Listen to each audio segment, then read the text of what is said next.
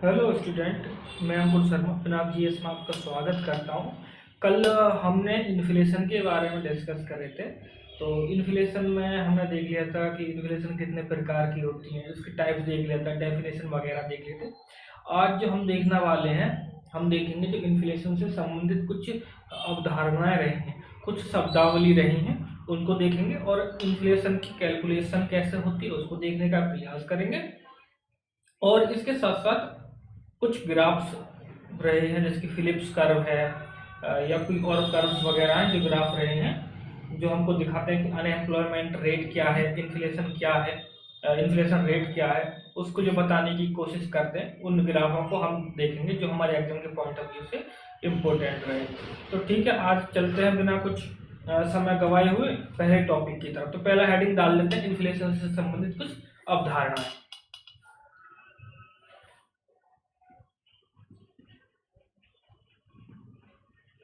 Inflation से related कुछ अवधारणाएं।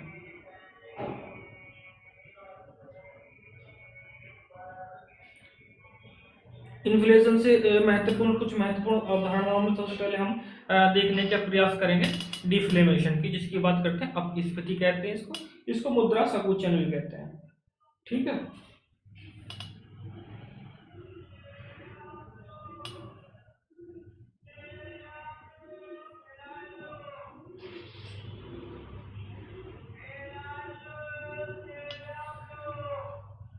पहला पहले को क्या बोलते हैं, डिफ्लेशन।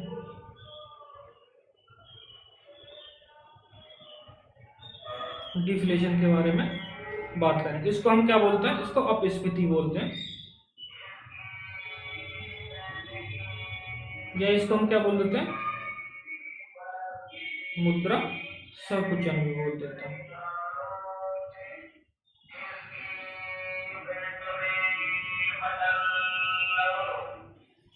इसके बारे में बात करते हैं।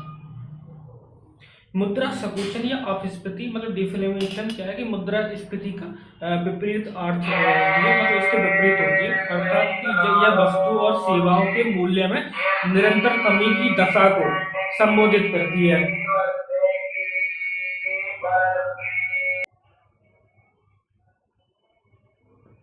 तो हम बात करते हैं डिफ्लेशन की। डिफ्लेशन क्या होता है कि गुड्स के और सर्विस के मूल्यों में निरंतर कमी को प्रदर्शित करता है। इसका सीधी से अगर हम कहें तो ये जो मुद्रास्फीति होती है, इन्फ्लेशन होता है, उसका उल्टा होता है। ठीक है, मूल्य कब नीचे आते हैं, मूल्य सामान्यतः तब नीचे आते हैं जब टोटल सप्लाई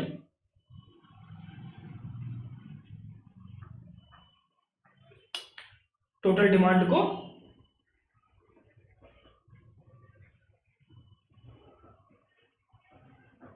पार कर जाती है, को क्रॉस कर जाती है।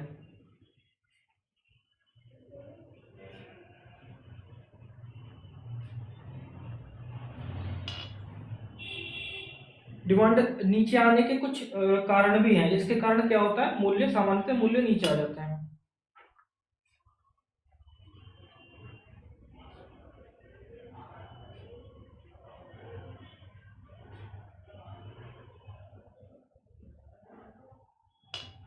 ठीक है, डिमांड नीचे आने के कारण क्या भाई, डिमांड क्यों कम हो जा रही है किसी इकोनॉमी में,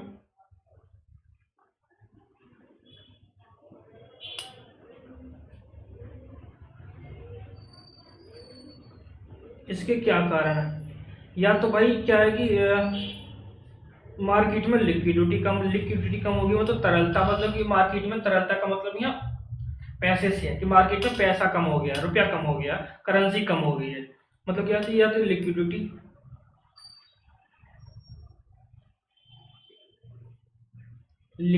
कम हो गई है, या क्या है कि भाई देश में क्या है कि बेरोजगारी, अनएम्प्लॉयमेंट,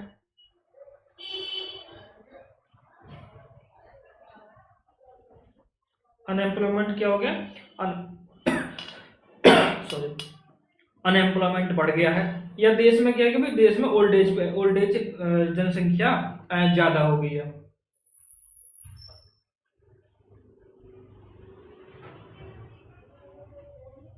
क्योंकि ओल्ड एज जनसंख्या क्या करेगी, नई चीजों को नहीं खरीदेगी।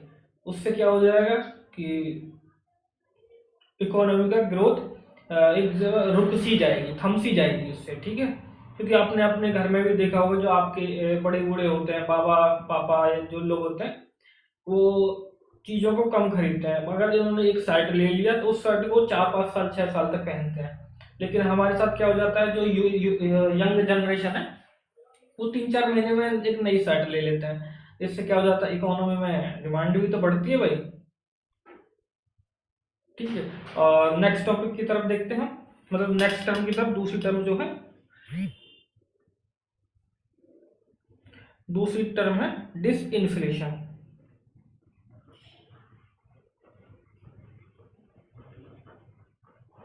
डिसइन्फ्लेशन इसको बोलते हैं अपस्फीति। यहाँ बच्चे क्या हो जाते हैं, कंफ्यूज हो जाते हैं। जो पहले मैंने बताया था वो बताया था डिफ्लेशन, मतलब कि मुद्रास्फीति बताया था। ये डिसइन्फ्लेशन है, मुद्रा अपस्फीति है, अपस्फीति है। अपस्फीति क्या है कि मुद्रास्फीति का ही एक प्रारूप है। अपस्फीति में मूल्य में बढ़ोतरी तो होती है, परंतु बढ़ोतरी की दर में निरंतर कमी उत्पन्न होती रहती है। सपोज करते हैं कि एक ये यहाँ 10% की दर से मुद्रास्फीति बढ़ रही है और दूसरी में कितने से बढ़ रही है, उससे कम बढ़ रही है।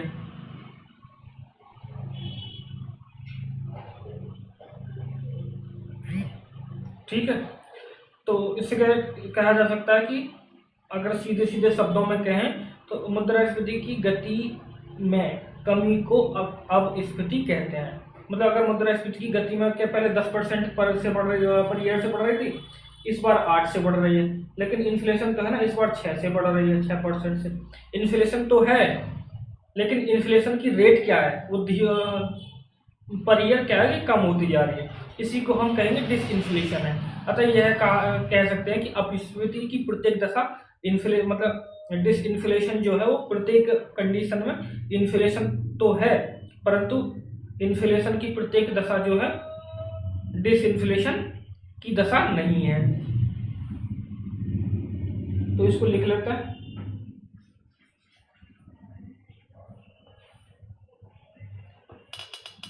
मूल्य में बढ़ोतरी तो होती है,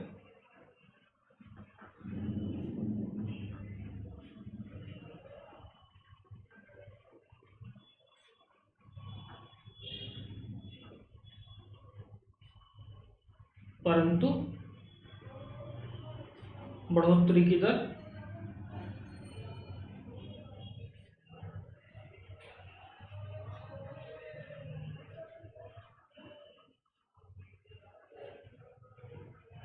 में निरंतर कमी उत्पन्न होती रहती है। इसको क्या बोलते हैं, डिसइन्फ्लेशन बोलते हैं। एक नेक्स्ट टॉपिक जो है, नेक्स्ट टॉपिक मतलब नेक्स्ट टर्म क्या है, री इन्फ्लेशन। ये 2 शब्दों से बनकर बना है। अगर इसकी बात हम देखें, संस्कृति बोलते हैं इसको।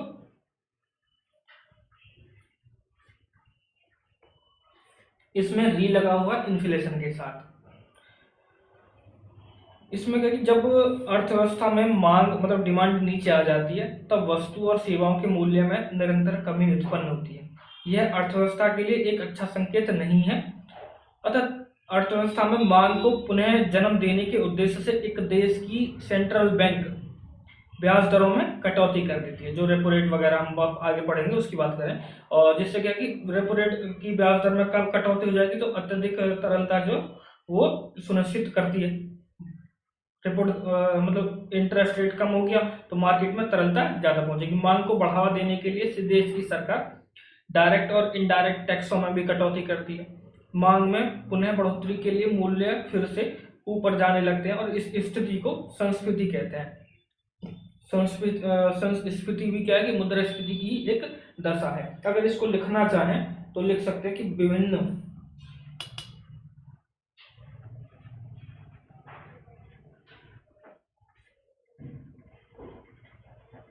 उपायों द्वारा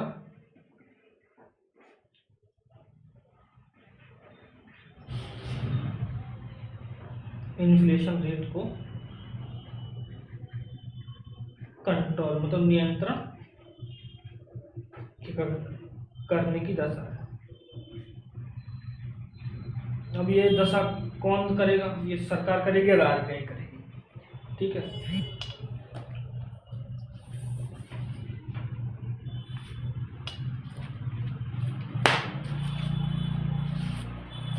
नेक्स्ट टॉपिक है हमारा वेज स्पाइरल।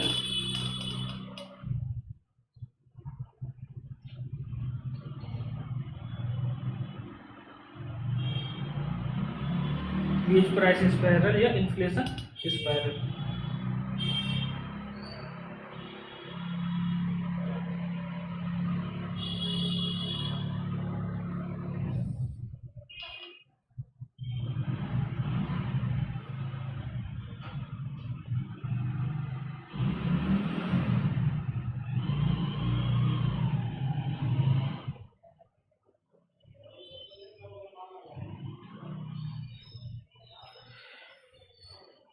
इसमें क्या कि वेज मतलब इनकम और इन्फ्लेशन में एक साइक्लिक रिलेशन होता है। जैसे जैसे इनकम बढ़ती है वैसे वैसे डिमांड भी बढ़ती है, और डिमांड के बढ़ने से प्राइस भी बढ़ता है। इसी को क्या बोला गया है? इसी को वेज स्पाइरल या इन्फ्लेशन स्पाइरल बताया गया। जैसे कि सपोज करो कि हमारी तनख्वाह यहाँ 1000 है और यहाँ इन्फ्लेशन रेट है, लेकिन हमारी तनख्वाह यहाँ बढ़ के 1100 हुई, तो यहाँ इन्फ्लेशन रेट भी तो बढ़ गया, उसको काउंटर करता है। तो अगर इसकी बात करें तो वेज को इनकम लिख लेते हैं समझने के लिए, एंड किसके बारे में इन्फ्लेशन। में एक चक्रीय साइक्लिक रिलेशन संबंध होता है।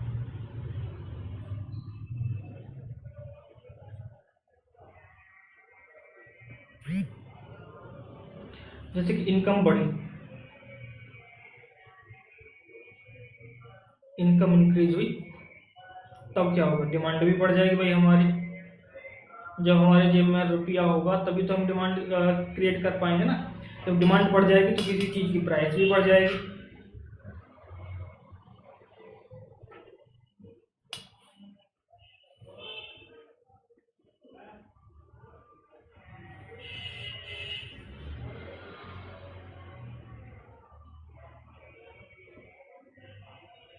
अब नेक्स्ट अगर देखें तो इन्फ्लेशन टैक्स।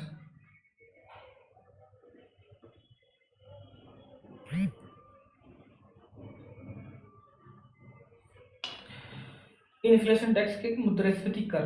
सामान्यतः टैक्स एक अनिवार्य वसूली होती है जो कि सरकार आय और उपभोग पर करती है, लेकिन इन्फ्लेशन टैक्स वास्तव में अगर रियलिटी की इसकी बात करें तो ये कोई एक टैक्स नहीं है जिसकी वसूली सरकार करती है।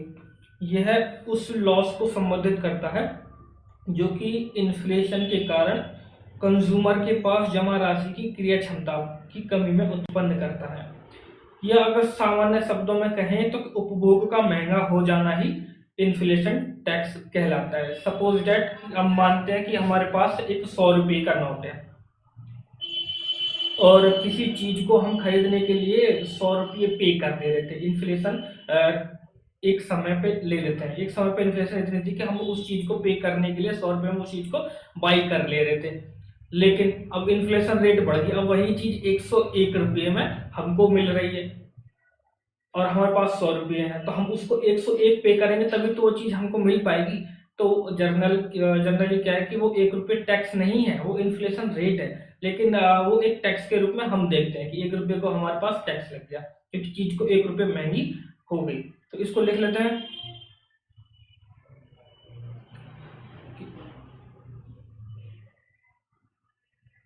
उस क्षति को संबोधित करता है कि जो इन्फ्लेशन के कारण उपभोक्ता की सरप्लस राशि की क्रय क्षमता में कमी को उत्पन्न करता है। यह उस क्षति को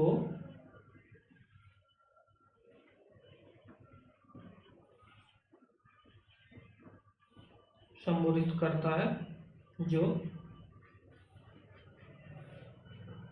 इन्फ्लेशन के कारण उपभोक्ता की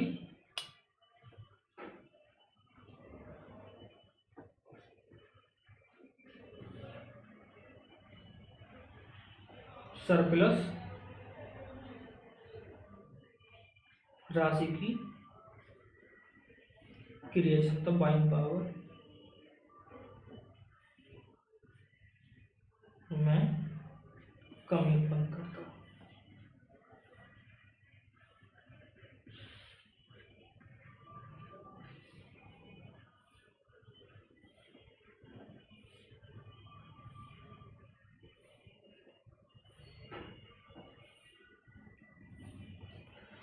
एक नेक्स्ट टर्म देखते हैं, स्टैगफ्लेशन।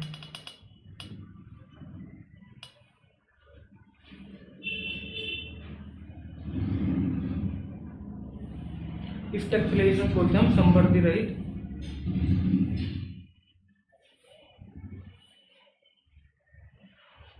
मुद्रास्फीति।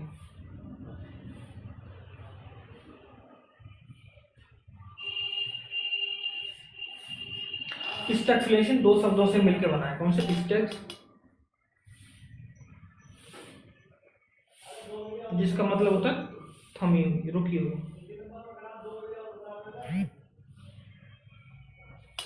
और फ्लेशन इसको इन्फ्लेशन। तो इसको हम कह सकते हैं कि जब इन्फ्लेशन बिना इकोनॉमिक ग्रोथ के ग्रोथ के उत्पन्न होता है।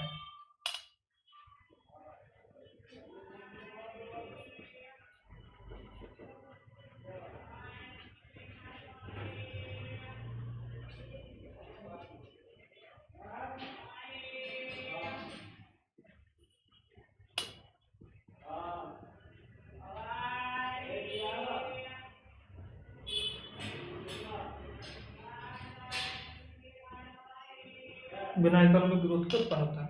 यह किसी भी अर्थव्यवस्था के लिए सर्वाधिक प्रतिकूल अवस्था है, क्योंकि स्टैगफ्लेशन की दशा में क्या हो जाता है कि इसके पीछे लागत जनित और संरचनात्मक कारक होते हैं। क्योंकि यहाँ आर्थिक समृद्धि थम रुक जाती है, तो रोजगार के अवसर उत्पन्न नहीं होते हैं। तो यह निष्कर्ष निकलता है कि स्टैगफ्लेशन की दशा में बेरोजगारी की दर उच्च होती है। सामान्यतः जब बेरोजगार के कारण मूल्य में कमी उत्पन्न होनी चाहिए, जो कि स्टैगफ्लेशन के दौरान नहीं देखी जाती है। यह किसी भी अर्थव्यवस्था के लिए सर्वाधिक प्रतिकूल अवस्था कहलाती है, सर्वाधिक प्रतिकूल अवस्था रहती है। और इसके बाद में एक इंडेक्स है, मिसरी इंडेक्स। मिसरी इंडेक्स क्या होता है? ये किसने दिया था? ये दिया था आर्थर ओकुन द्वारा। ये भी आपके एग्जाम में सीजीएल में पूछा जा चुका है क्वेश्चन है। ये किसको काउंट करता है? ये देखता है कि भाई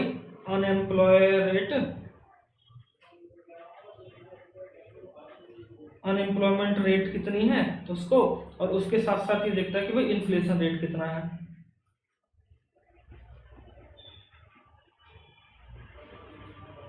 इन्फ्लेशन रेट कितना है उसको ये देखता है। ठीक है, नेक्स्ट टॉपिक है हमारा, इंपॉर्टेंट है, फिलिप्स कर्व। ये यूपीपीसीएस में कई बार पूछा जा चुका है, और आरओ में भी पूछा गया एक बार, और अभी भी पूछे जाने की संभावना है। ये भाई किसने दिया था? ये न्यूजीलैंड के एक अर्थशास्त्री थे, एडब्ल्यू फिलिप्स द्वारा दिया गया था। ये क्या होता था कि बेरोजगारी और मुद्रास्फीति के बीच में एक सामान्य संबंध होता है। जैसे जैसे बेरोजगारी की दर बढ़ती है, मुद्रास्फीति नीचे आती है। इस संबंध को ब्रिटिश अर्थशास्त्री अल्वान फिलिप्स ने एक वक्र के माध्यम से दर्शाया, जिसे फिलिप्स कर्व कहा गया। मुद्रास्फीति और बेरोजगारी के बीच उपस्थित यह सामान्य संबंध स्टैगफ्लेशन की स्थिति में उपस्थित नहीं होती है। ठीक है, एक ग्राफ, अगर ग्राफ के द्वारा हम समझने की कोशिश करें तो एक ग्राफ बनाते हैं।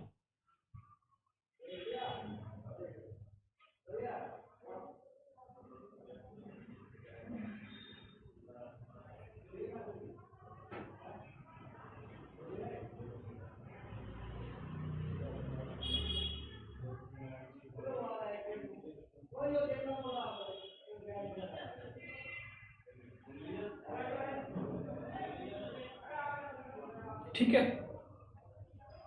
ये ग्राफ हमने देख लिया। इधर हम ले लेते हैं अनएम्प्लॉयमेंट, एक्स एक्सिस पे, एक्स एक्स वाई, ये सब ग्राफ आपने देखे हुए हैं, बहुत आसान। अनएम्प्लॉयमेंट, ठीक, इधर भी अनएम्प्लॉयमेंट ले लेते हैं, ठीक है। इधर ले लेते हैं इन्फ्लेशन रेट,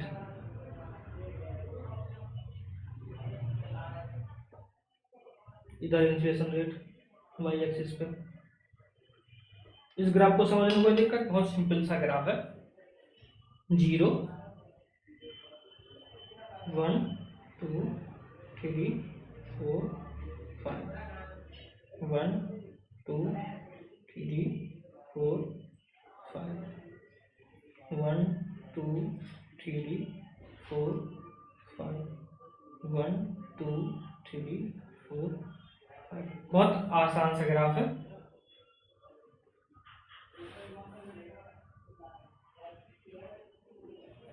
ये ठीक है, ये पॉइंट ए हो गया और ये पॉइंट बी हो गया, ठीक।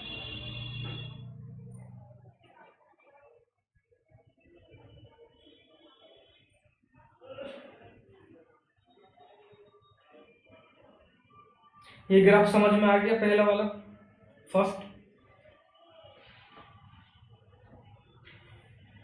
इसमें हमने देखा कि जो अगर इन्फ्लेशन रेट यहां बढ़ती है तो अनएम्प्लॉयमेंट क्या हो जाता है? कम होता चला जाता है, क्योंकि हम अगर इसको बी पॉइंट को देख रहे हैं ना, तो इन्फ्लेशन रेट कितनी है? 4% लिए।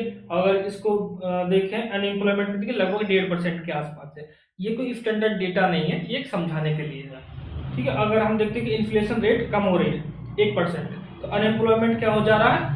अनएम्प्लॉयमेंट बढ़ जा रहा है, कितने? 5% तक पहुंच जा रहा है। ये भी कोई स्टैंडर्ड डेटा नहीं है, बल्कि एक समझाने के पर्पज से आपको एक डेटा लिया गया है, कभी आप इसको सच माने। तो अगर इसके बीच में संबंध के अगर हम लिखना चाहें तो इसके बीच में संबंध हम लिख सकते हैं कि भाई इन्फ्लेशन जो होती है ना,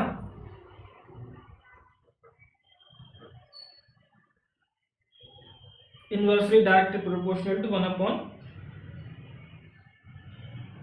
एम्प्लॉयमेंट की होती है। इसमें संबंध हो गया कि अगर इन्फ्लेशन बढ़ेगी तो एम्प्लॉयमेंट अनएम्प्लॉयमेंट कितना होगा? घट जाएगा। सॉरी, अनएम्प्लॉयमेंट क्या हो जाएगा? घट जाएगा। अगर अनएम्प्लॉयमेंट बढ़ेगा तो इंटरेस्ट रेट घट जाएगी। ये है एक सिंपल दशा है। लेकिन अभी ये देखते हैं स्टैग्फ्लेशन की दशा है।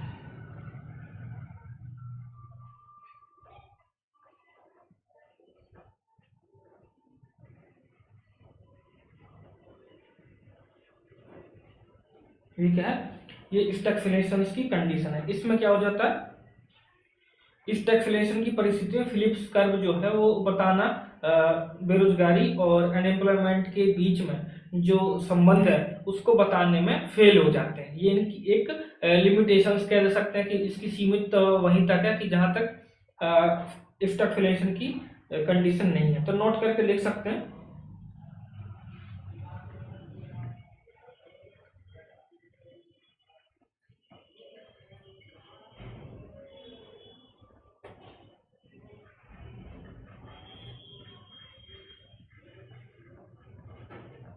स्टैग्फ्लेशन की परिस्थिति में, स्टैग्फ्लेशन की कंडीशन में फिलिप्स कर्व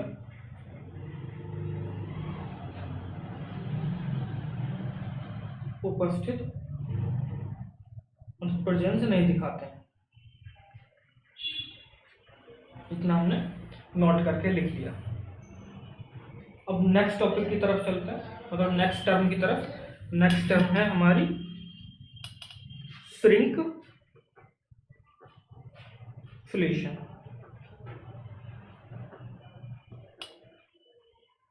क्या है? श्रिंकफ्लेशन है। क्या इसमें क्या है कि उत्पाद की कीमत को मतलब कच्चे माल की कीमत में वृद्धि से अंतिम उत्पाद की कीमत में वृद्धि हो जाती है। उत्पाद की कीमत में जो बढ़ोतरी है वो उपभोक्ता उसको गौर करते हैं। तो उत्पाद की मांग को नकारात्मक रूप से प्रभावित ना हो इसलिए क्या करते हैं कि उत्पाद की प्रोडक्ट की कीमत को बढ़ाने के बजाय कीमत को स्थिर बनाए रखते हैं, बल्कि उस जो प्रोडक्ट है उसकी मात्रा को थोड़ा सा कम कर देते हैं।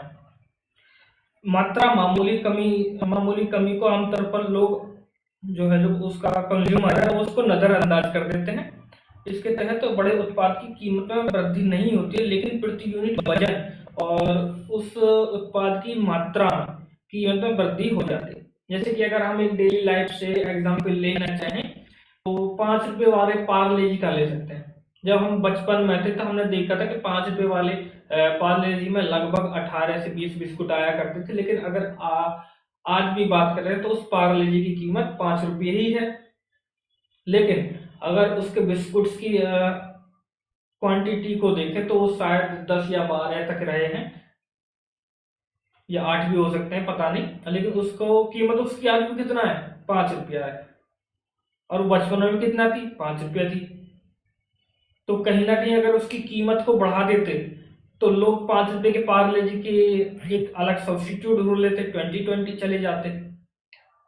ठीक है ना। अगर गांव में अभी भी हम लोग जाते हैं तो अभी ये बोला जाता है कि 5 रुपए वाला पार्ले जी ले आओ। अगर वो पार्ले जी अगर वो 5 रुपए का बढ़ के 10 रुपए का हो जाता तो लोग क्या करते, उस 5 रुपए वाले पार्ले जी को छोड़ के 20-20 देख लेते, ब्रिटानिया का देख लेते, है ना। तो ये श्रिंकफ्लेशन में कहते हैं, इसमें लिख लेते हैं उत्पाद की कीमत को बढ़ाने के बजाय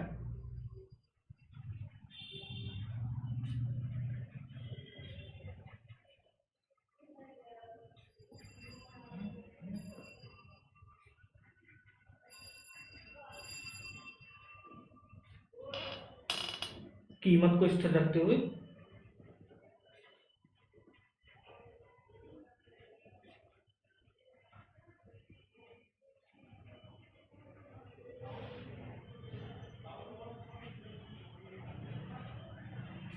उत्पाद की मात्रा।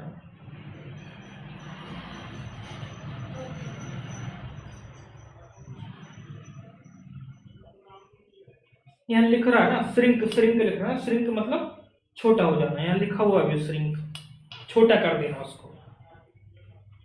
नेक्स्ट टर्म क्या है हमारी, स्किमफ्लेशन।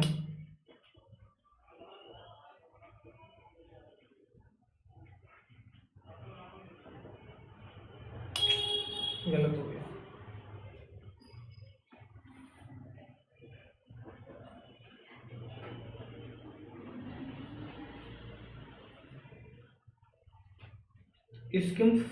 स्किमफ्लेशन में क्या है कि इसका संबंध भी इन्फ्लेशन से ही है, क्योंकि इन्फ्लेशन लगा हुआ है ना इसमें लास्ट में। यह एक ऐसी स्थिति है जब एक कंपनी अपनी हाई कॉस्ट इनपुट के प्रभाव को कम करने के लिए उत्पाद जो प्रोडक्ट होता है या जो सर्विस होती है उसकी गुणवत्ता को कम कर देती है।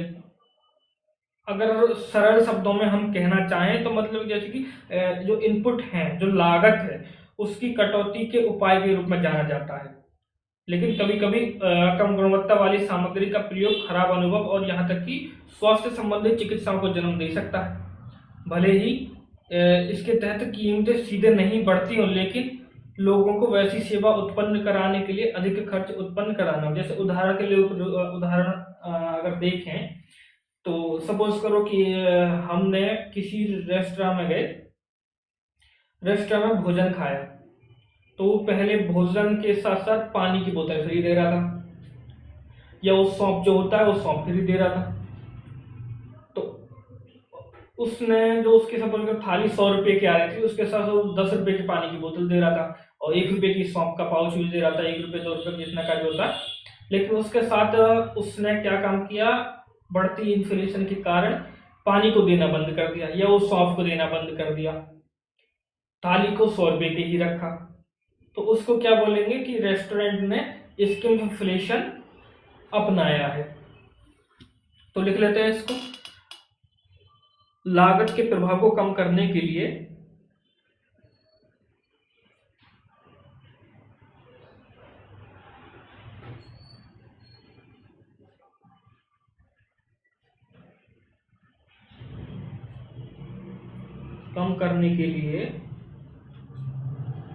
उत्पाद या सेवा की गुणवत्ता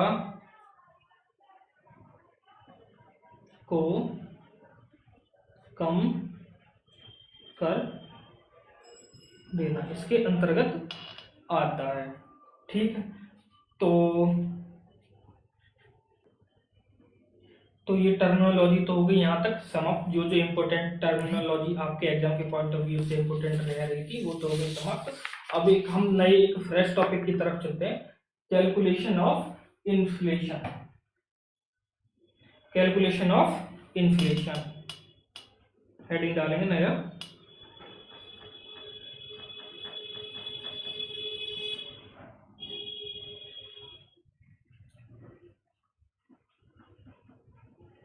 मुद्रास्फीति की गणना, मुद्रास्फीति की गणना कैसे की जाती है उसके बारे में हम बात करेंगे।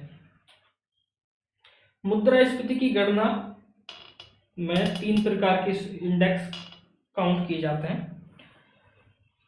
कौन कौन से इंडेक्स हैं? लेकिन भारत में पहले चलो इन 3 इंडेक्स के बारे में ही बता देते हैं। पहला इंडेक्स है producer price index PPI, and second है, फर्स्ट क्या है PPI producer price index, and second क्या है डब्ल्यूपीआई, इसको तो आप सब लोग जानते हैं होलसेल प्राइस इंडेक्स, और थर्ड क्या है सीपीआई कंज्यूमर प्राइस इंडेक्स।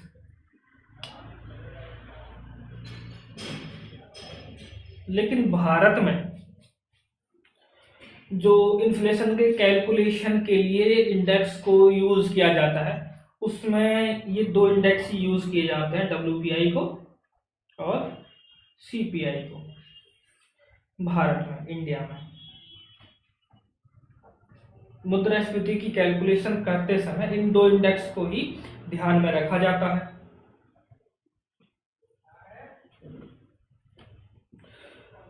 इन इंडेक्स में से वर्ष 2014 से पूर्व पहले क्या करती थी आरबीआई, डब्ल्यूपीआई को सूचकांक मानती थी, इंडेक्स के रूप में मानती थी, और इसी के आधार पर अपनी मॉनेटरी पॉलिसी जारी किया करती थी। लेकिन जब उर्जित पटेल समिति ने सुझाव दिया तो वर्ष 2014 के बाद कंडीशन पलट गई, क्योंकि 2014 से पहले आरबीआई मॉनेटरी पॉलिसी बनाते समय डब्ल्यूपीआई मतलब होलसेल प्राइस इंडेक्स को ध्यान में रखती थी।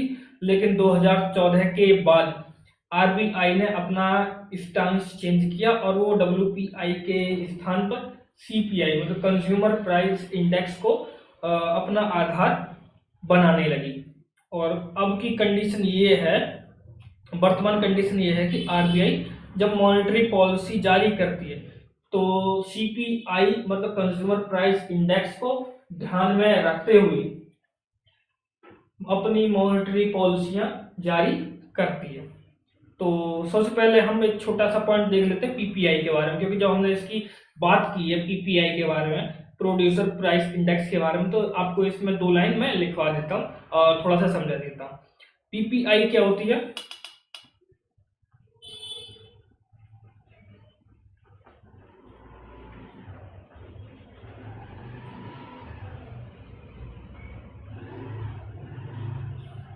प्रोड्यूसर प्राइस इंडेक्स पीपीआई में क्या होता है कि जब उत्पादक मूल्य सूचकांक का उपयोग उत्पादन के बिंदु पर मुद्रास्फीति की गणना के लिए किया जाता है, कि मतलब जहां से उस प्रोडक्ट को जिस कंपनी से बनाया गया है वहीं के उस बिंदु पर इन्फ्लेशन की कैलकुलेशन किया जाता है।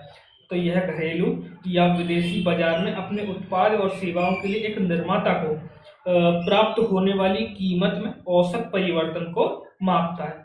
इसलिए कॉस्ट पुश इन्फ्लेशन की गणना करने के लिए यह सबसे प्रभावी एक टूल्स के रूप में उभरता है। हालांकि भारत में अभी इस सूचकांक का उपयोग नहीं किया जाता है। तो अगर इस पे लिख लेते हैं एक लाइन उत्पादन के बिंदु पर, पॉइंट पे, मतलब जहां से उसका प्रोडक्ट बनाया गया उस प्रोड्यूसर यूनिट से ही।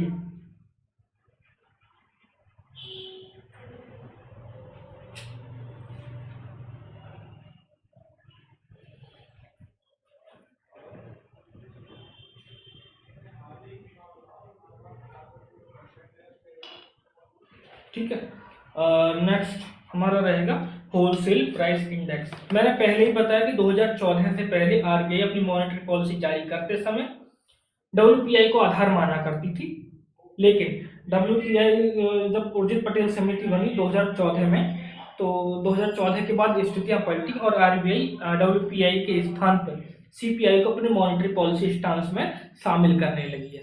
वर्तमान कंडीशन भी यही है कि आरबीआई सीपीआई को ही, मतलब कंज्यूमर प्राइस इंडेक्स को ही अपनी मॉनेटरी पॉलिसी स्टांस में वरीयता देती है।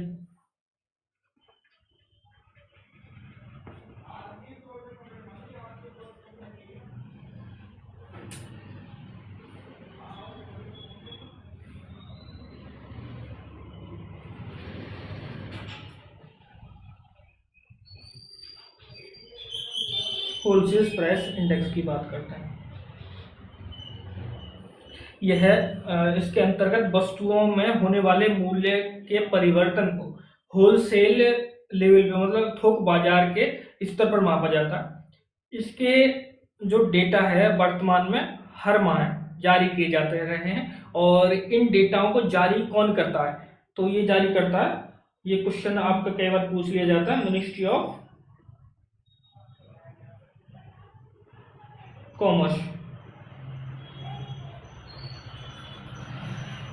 वाणिज्य मंत्रालय।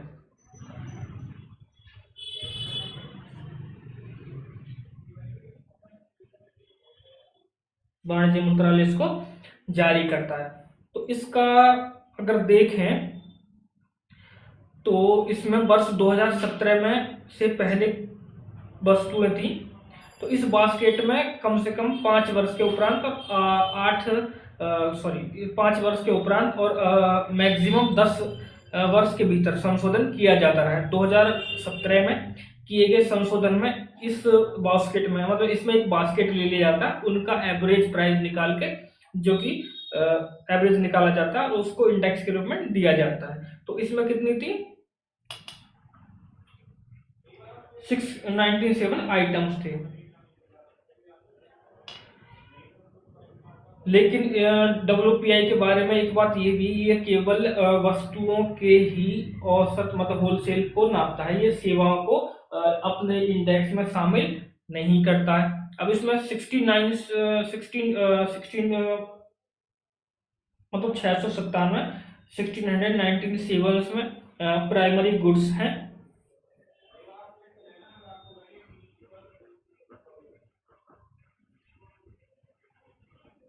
प्राइमरी गुड्स हैं, कुछ मैन्युफैक्चर्ड गुड्स हैं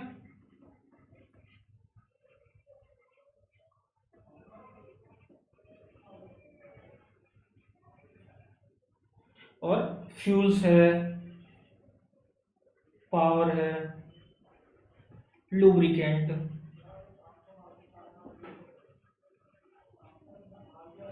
तो इसमें कितनी है? 117 आइटम्स इसमें है, प्राइमरी गुड्स में है। और मैन्युफैक्चर्ड गुड्स में कहते 564 आइटम्स हैं। और इसमें कितने? 16 आइटम्स हैं।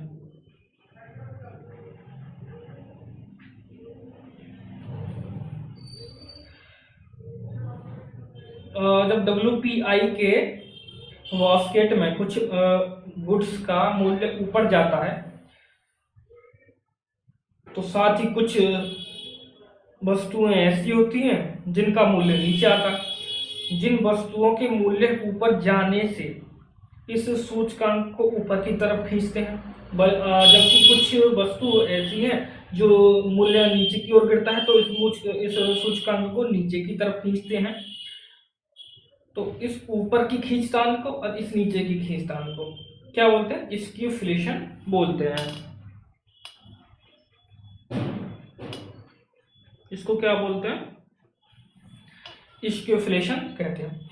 WPI की कैलकुलेशन में वर्तमान आधार वर्ष बेस ईयर, अगर WPI के लिए अगर कोई पूछे, बेस ईयर कितने 2011 2012, परंतु किसी भी महीने की इन्फ्लेशन की गणना अगर करनी है तो विगत वर्ष के उसी माह की तुलना में की जाएगी। अर्थात जैसे कि अगर हम अभी दिसंबर 2023 की गणना मतलब WPI पे करें, इसकी तुलना करें तो दिसंबर 2022 से करेंगे कि दिसंबर 2022 में WPI इन्फ्लेशन जो थी वो इतना था और अभी इन्फ्लेशन रेट इतना है। ठीक है, इस पूरी गणना के लिए एक फॉर्मूला यूज किया जाता है, उस फॉर्मूले का नाम है लेसेस्पियर फॉर्मूला।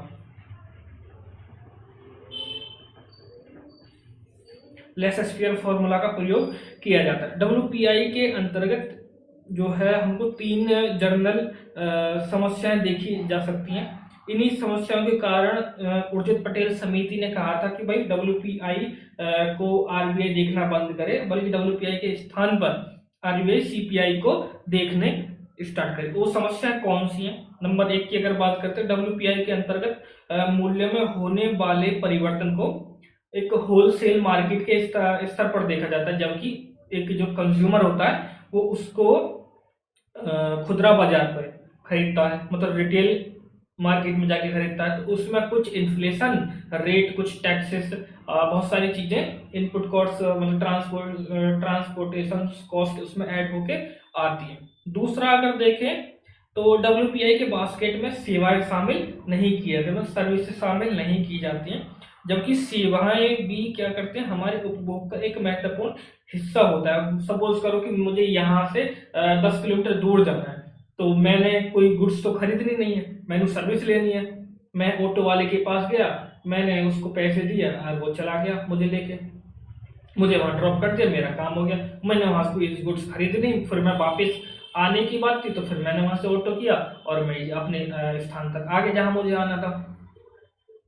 तो इन सबको देखते हुए अर्जित पटेल समिति ने कहा था कि आप तो CPI को ऐड कीजिए, CPI को देखिए मॉनेटरी पॉलिसी बनाते समय, क्योंकि CPI क्या करता है, गुड्स को भी इंक्लूड करता है और गुड्स के साथ साथ सर्विस को भी मापता है।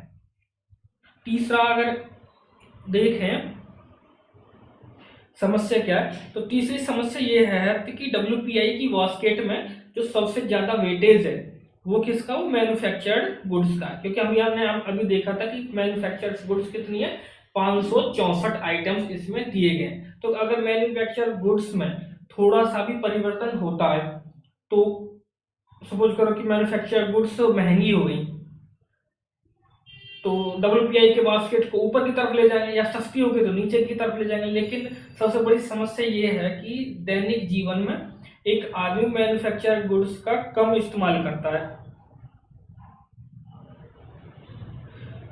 लेकिन अगर आप इसके ये वेटेज की देखें तो वेटेज सबसे ज्यादा है, जो कि ये गलत बात है। ठीक है, अब बात कर लेते हैं CPI की। CPI मतलब कंज्यूमर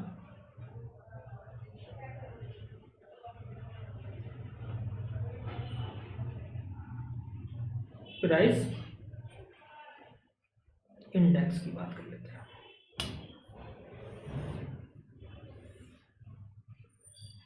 CPI की बात कर लेते हैं।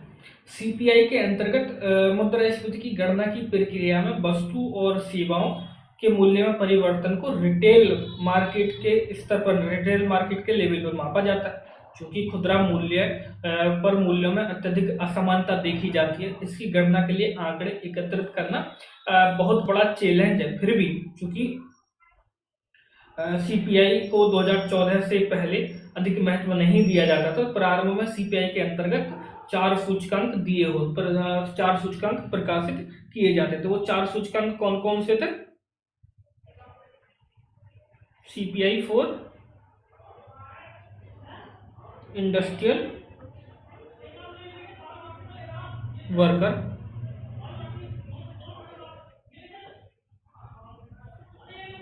सेकंड कौन सा? CPI for agricultural labours. And third कौन सा? CPI for rural labours. And fourth is CPI for urban non manual employees.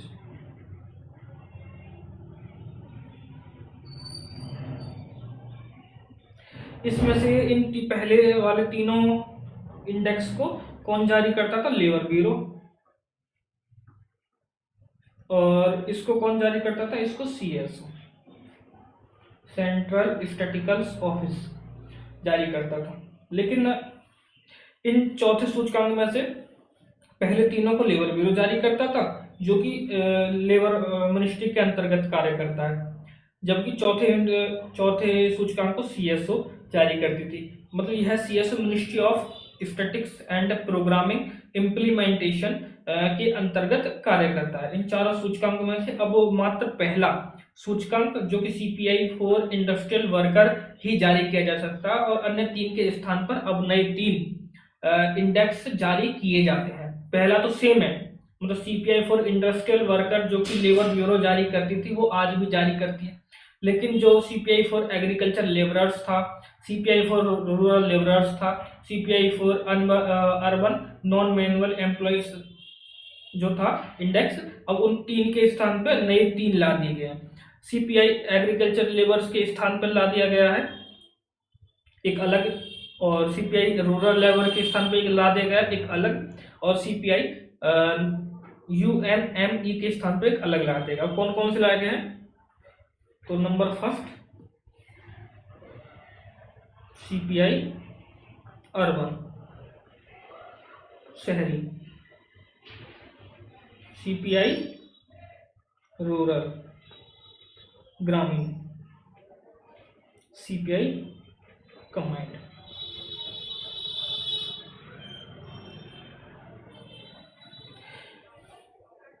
CPI for industrial worker जो पहले जारी किया जाता था उसके लिए बेस ईयर 2016 रखा गया, और इसी के आंकड़े के आधार पर सरकारी कर्मचारियों का DA मतलब जो डियरेंस अलाउंस होता है, जो महंगाई भत्ता होता है, वो भी तय किया जाता है। इसकी कैलकुलेशन के लिए हम क्या करते हैं, जो 78 इंडस्ट्रियल सेक्टर्स इंडस्ट्रियल यूनिट्स हैं, जो बड़ी बड़ी यूनिट्स हैं, उनसे डेटा कलेक्ट करते हैं, और जो CPI अर्बन, CPI रूरल और CPI कंपाउंड की गणना अब क्या करती है, पहले इनको कौन करती थी? CSO करती थी और लेबर ब्यूरो करती थी। अब इनकी कौन करती है? NSO करती है। ये क्वेश्चन यहाँ पूछ लिया जाता है, इस पे स्टार लगा देंगे, ठीक है। NSO करती है, और तो इसकी कैलकुलेशन में एक बास्केट तैयार किया जाता है। उस बास्केट के लिए बेस ईयर क्या रखा गया है? बेस ईयर वही जो 2011-12 WPI के लिए रखा गया था। CPI अर्बन में 310 शहरों के आंकड़े, और CPI रूरल में 1182 लिख देता हूं मैं। CPI urban, CPI rural. CPI urban में कितने? 310 शहरों के डेटा कलेक्ट किए जाते हैं, और CPI रूरल में 1183 या 1182 भी कहीं आपको ऑप्शन में दिख जाएगा, 1182 विलेज का डेटा कलेक्ट किए जाते रहे। और CPI कंबाइंड जो होता है इन दोनों का एवरेज होता है। CPI कंबाइंड क्या है कि भाई CPI अर्बन और CPI urban plus CPI rural upon 2, मतलब इसका एवरेज होता है। सीपीआई कंबाइंड को हेडलाइन रिटेल इन्फ्लेशन भी कहा जाता है। सीपीआई के लिए जिस बास्केट का प्रयोग किया जाता है उसमें छह प्रकार के हिस्सों में वर्गीकृत किया जाता है। वो कौन सा? सीपीआई बास्केट की अगर बात कर लेते हैं हम,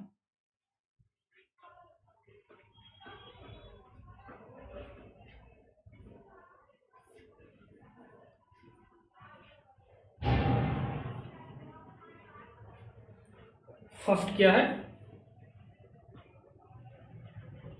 फर्स्ट में रखा गया है फूड एंड बेवरेज,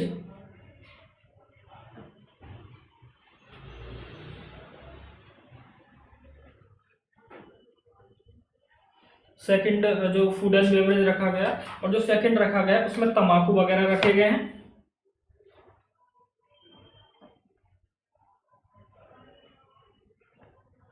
और जो थर्ड है, थर्ड में रखे गए हैं हाउसिंग, आवास,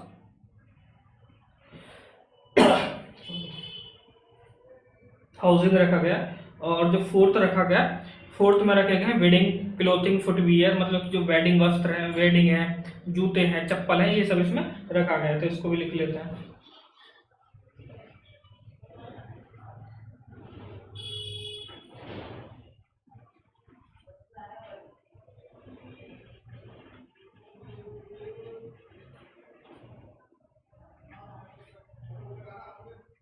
और अगर पांच में देखें तो पांच में रखा गया फ्यूल्स एंड लाइट को रखा गया। एंड सिक्स एंड लास्ट में क्या रखा गया? इसमें रखा गया कम्युनिकेशन रखा गया है।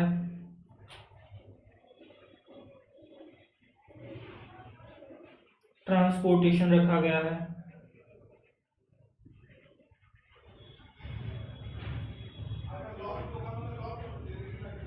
हेल्थ केयर रखा गया है।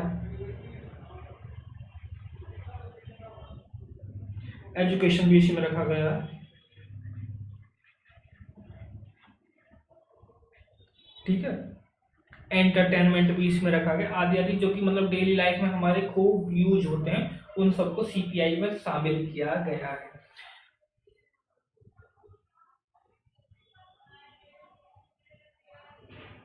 ठीक है, तो इतना हमारे लिए काफी है एग्जाम के पॉइंट ऑफ व्यू से। आज हमने जो देखा उसमें हमने कुछ टर्मिनोलॉजी देखी जो कि इन्फ्लेशन से संबंधित थी। उसके बाद हमने कुछ कर्व्स को देखे, फिलिप्स कर्व देखा। उसके बाद हमने एक मिस्र इंडेक्स देखा। मिस्र इंडेक्स के बाद में हमने फिलिप्स कर्व देखा। ये सब देख लिए थे। और उसके बाद कुछ और टर्म्स देखी। उसके बाद हमने कुछ इंडेक्स देखे जिनके द्वारा कैलकुलेशन की जाती है इन्फ्लेशन के द्वारा। और कुछ इंडेक्स ये भी देखी कि इन इंडेक्स को जारी कौन करता है और उनके लिए बेस ईयर क्या रहती है। तो ठीक है, कल हम बात करेंगे बहुत इंपॉर्टेंट टॉपिक मॉनेटरी पॉलिसी, जो कि हमारी शायद कई की क्लास को खा जाएगा। तो मॉनेटरी पॉलिसी के बारे में हम कल से डिस्कस करेंगे। ठीक है, तो आप तब तक के लिए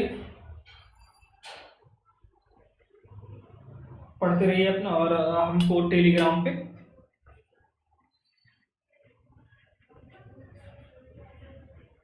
पिनाक जीएस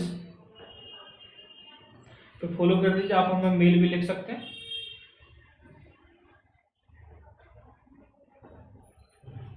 pinakgs97@gmail.com। ठीक है, तब तक के लिए बाय।